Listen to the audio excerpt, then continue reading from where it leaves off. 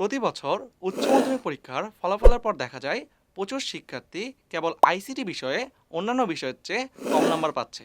অন্যান্য বিষয়ে এগিয়ে থাকলেও তাদেরকে পিছিয়ে পড়তে হয় আইসিটি বিষয়ে কম নাম্বার থাকার কারণে। এর কারণ কি?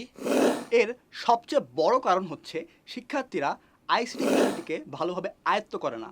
ফিজিক্স, কেমিস্ট্রি, অ্যাকাউন্টিং কিংবা ইকোনমিক্সের মতো মেইন বিষয়গুলোকে যতটা গুরুত্ব সহকারে তারা পড়াশোনা করে, আইসিটিকে সেভাবে পড়াশোনা করে না।